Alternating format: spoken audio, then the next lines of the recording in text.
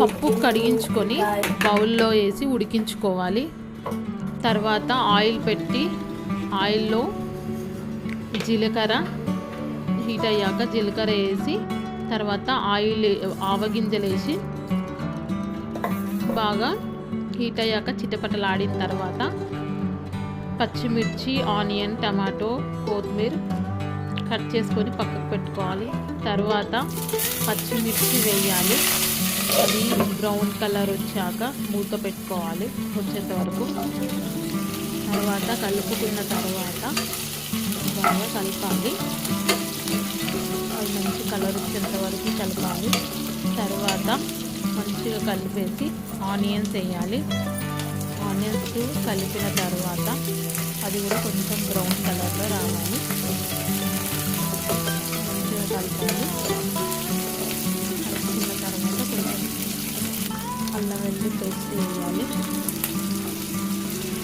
దాన్ని ముద్దగా ఉండకుండా మొత్తం దాన్ని తీసి వేసిన తర్వాత కొత్తిమీర, కరివేపాకు వేసి దాన్ని మళ్ళీ కలపాలి.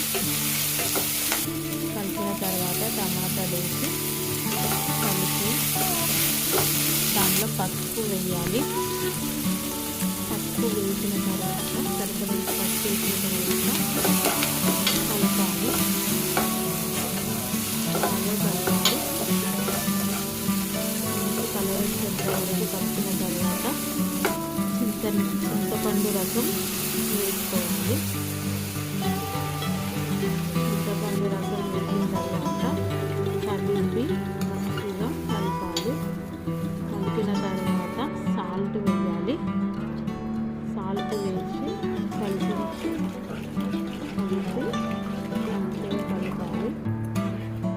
కలిపిన తర్వాత పప్పు ఉడకబెట్టుకుంది ఉంది కదా, ముందుగా ఉడకబెట్టుకున్న ఆ పప్పుని దానిలో వేయాలి.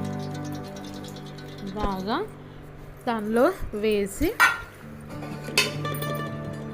గరిటెతో మంచిగా దాన్ని పప్పుచారు మొత్తం కలపాలి. కలిపిన తర్వాత బాగా మసలేంత వరకు దాన్ని కలుపుతూ ఉండాలి.